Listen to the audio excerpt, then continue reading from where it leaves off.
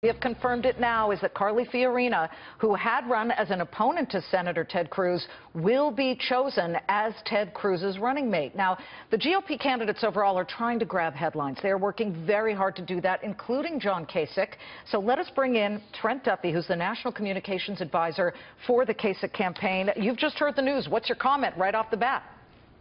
Well, look, Carly Fiorina ran an honorable campaign, but I think most Republicans will view this with a collective shrug. It's up to Ted Cruz to decide who he wants to run with. But I do think, Liz, what this will bring up is some of that back and forth that you just discussed about Donald Trump's attacks on Carly Fiorina, not just her business record, but her personal appearance and some of these other things that bring to mind for the Republican Party what damage Donald Trump could do to the top of the ticket because he is so viewed negatively by women, by millennials of the Republican Party, and that's why he can't win in November. So I think that's what's happening here.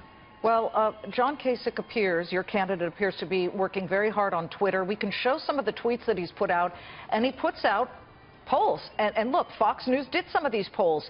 Head-to-head matchups, Kasich is the one who beats Hillary Clinton by a pretty long shot here. However, I don't mean this in any negative way, but, sure. Sir, what alternative universe is John Kasich and the Kasich campaign living in where you win one single state and yet you still believe that you could then be the one who's chosen to run for president on the Republican side? It just seems to not make a lot of sense to people who have been voting in primaries.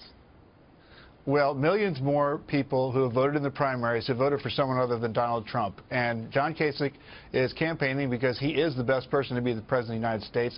And he's also the only person that can beat Hillary Clinton in November. But they voted that's for, huge thing. Hold on, they voted for Marco Rubio. They voted for Ben Carson, even Pataki, although Pataki did have a very small percentage of attention. I bring up his name because Chris Christie, for example, got some votes too. So you look at these situations and you say, what next is the strategy for your candidate? We'd love to hear it. It's got to be beyond tweeting.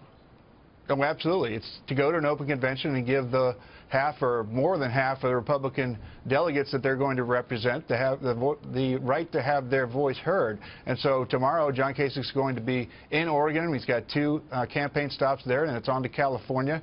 And that's where the race is going to be decided, I think, because we don't think anybody can get to 1237, and there's going to be an open convention, and all the people are going to have all the data to look at who's best able to not only be the commander-in-chief, but to get the economy moving and to beat Hillary Clinton. If we don't beat Hillary Clinton, we lose the Senate. Chuck Schumer is the majority leader.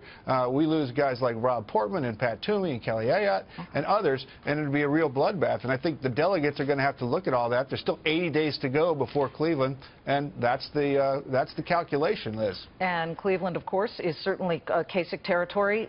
Quickly, is John Kasich planning a policy speech of any sort, whether it's foreign, domestic, spending, budget? What kind of policy speech can we expect from him between now and then?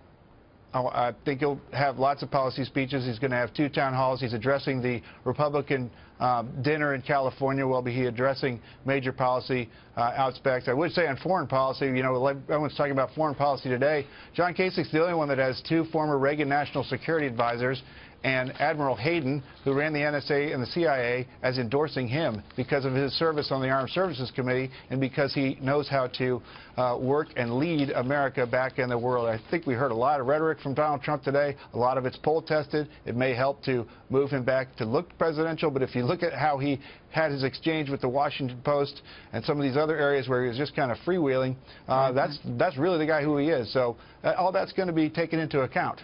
Trent, great to see you. Thank you so much. You got it, Liz. Thanks for having me. Trent Duffy, Kasich's communications advisor. Much more on the 2016 race later with our political panel.